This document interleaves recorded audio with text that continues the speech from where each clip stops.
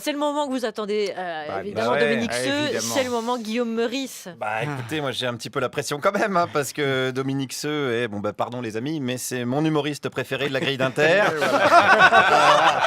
Je vous le dis, on vient d'avoir un exemple à l'instant, avec le raisonnable. Moi j'ai des souvenirs de fou rire devant vos chroniques, Dominique. Enfin, votre co-auteur Pierre Gattaz y est pour beaucoup, mais je vais vous dire, voilà, je kiffe. Il faut aimer l'humour absurde, mais bon, j'aime bien. Alors, pour pour penser vous- que j'ai oublié de lui envoyer ma chronique de demain.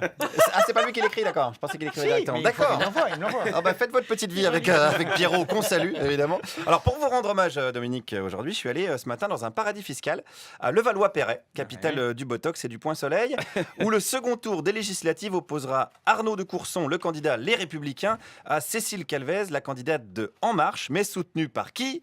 Par Patrick Balkany, mon patoche qui n'a pas son pareil pour foutre le dawa. Et ça, non mais c'est comme ça qu'on l'aime, hein, on le croit là, bam, il est de l'autre côté, passement de jambes, balayette, chaussettes dans les claquettes, bim. Hein, c'est le Maradona des Hauts-de-Seine, el Pibe de Oro, et aussi la Casa de Oro, y los cojones de Oro también. Alors, les électeurs sont un petit peu désemparés dans tout ça, voire, on va pas se mentir, complètement paumés. Faisons un point avec un premier expert. C'est la merde. Vraiment ? Oui, c'est la merde.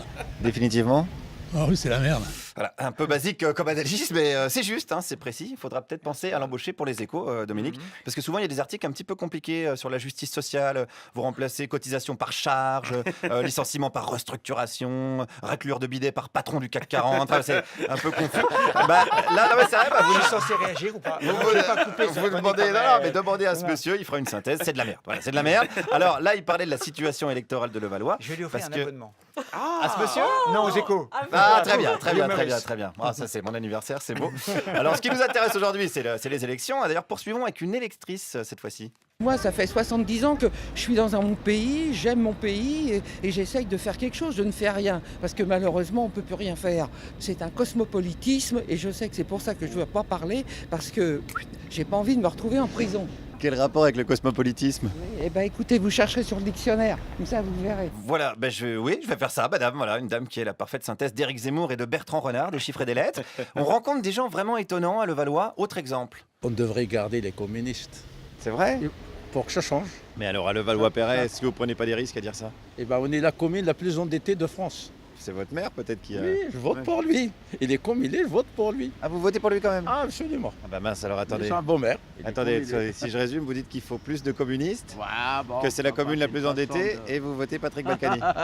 C'est ça? Non, mais je suis contre personne. Ah oui, là, il y a de tout, hein, clairement, il y a de tout. Alors lui, il faut l'embaucher aussi, Dominique. Hein. Ce qu'il dit, c'est vrai que c'est Ça pas fait beaucoup plus... d'embauches quand même. Ça fait beaucoup d'embauches, à faire Je des frais. m'inquiète si votre chronique continue encore, je ne sais pas combien on Ah, sera. mais je suis là pour vous aider aussi, Ah, Dominique, c'est attention. gentil. Hein. Parce que non, mais c'est vrai, ce qu'il dit, c'est pas plus contradictoire que de dire qu'il faut baisser la dépense publique dans les échos.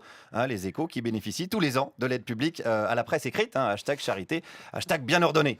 Bon, c'est contradictoire, mais c'est le bordel dans la tête des électeurs, je vous le dis. Allons voir un autre, un électeur d'En Marche cette fois-ci pour savoir où il en est dans sa tête avant le second tour. Moi, je vais voter En Marche aussi, ouais. Mais est-ce que c'est pas un boulet finalement d'avoir Patrick Balkany comme soutien? Non, je pense pas. C'est vrai? Ouais, ouais. Mais comment vous allez faire la moralisation de la vie politique avec Patrick Balkany en soutien? C'est une excellente question. C'est très compliqué. Vous allez réussir quand même? Ouais. Je vais bien dormir. Tu vas bien nous endormir, hein, surtout comme ton copain Manu, depuis qu'il est élu, on a une de ses gueules de bois. C'est pas le président Jupiter, c'est le président Jupiler, tellement il donne mal à la tête.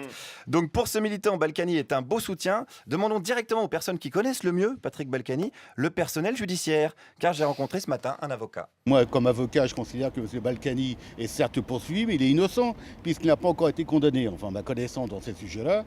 Vous respectez pas le principe de présomption de culpabilité? Ah non, il n'y a pas de présomption de culpabilité, c'est le contraire, c'est la présomption d'innocence. Pour Balkany un peu quand même, non? Non, pour Balkany non plus. Non plus? Non, pour personne, ni pour M. Ferrand. Je pensais qu'il y avait une exception pour Patrick Balkany. Non, il n'y a pas d'exception pour Balkany, c'est un Français comme un autre. Il faut d'abord qu'il soit condamné, pour l'instant, il ne l'est pas. Alors, c'est l'occasion de rappeler quand même le palmarès de Patrick, hein, comme on dit, le CV à patoche. 15 mois de prison avec sursis, 200 000 francs d'amende et 2 ans d'inéligibilité, 524 000 euros à rembourser à la ville de Levallois, j'en passe, c'est des meilleurs. Hein, il est mis en examen dans tellement d'affaires qu'on a l'impression à chaque fois que c'est carrément l'examen qui est mis en Patrick Balkany. Donc, en termes de morale, on est dans le cas de Bernard Arnault au conseil d'administration d'Emmaüs. N'est-ce pas, monsieur l'avocat?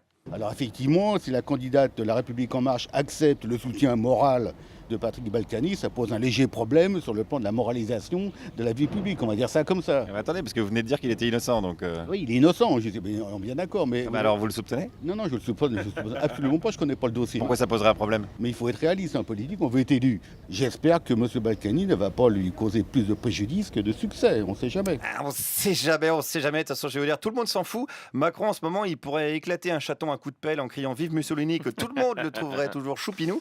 Moi, je suis désolé, un soutien de Patrick Balkany, je trouve ça gênant. C'est aussi gênant que si Dominique Seux me disait que je faisais de bonnes analyses économiques. Guillaume Meurice. C'est de la passion avec Dominique Seux. Je sens qu'entre vous, il y a une passion. Non, mais c'était une excellente analyse politique. Et ça devrait l'inquiéter. Je présente ma démission.